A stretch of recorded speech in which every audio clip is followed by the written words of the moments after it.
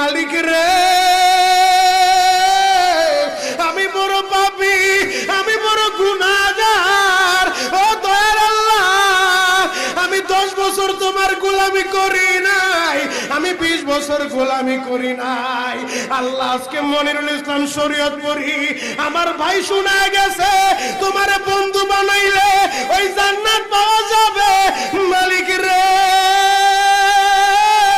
তুমি আমারে দাও না মাফ কইরা। যুবক রে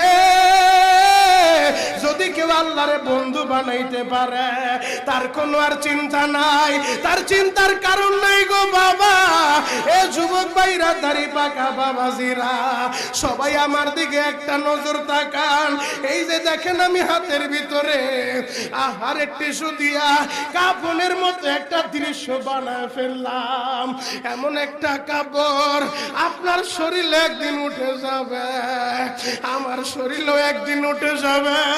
ও চেয়ারম্যান ভাইরা, ও মেম্বার ভাইরা, ও নেতা ভাইরা, ও আলেম ভাইরা, এখন কাঁদতে বলছি শুধু কাঁদবা। জীবনে কত জায়গায় আমরা গোসল করলাম।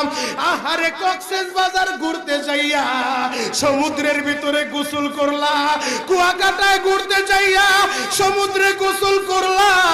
এই যে মাদ্রাসার পুকুরটা ভরাট করছে মসজিদের জন্য, বিশাল বড় ময়দান এখন হয়ে গেছে। এই পুকুরের ভিতরে কত মানুষ গোসল করছে, আবার পিছনে একটা বিরাট পুকুর হয়ে গেছে, ওই পুকুরে কত মানুষ গোসল করবে। ও সোনামুখীর বাবা গো,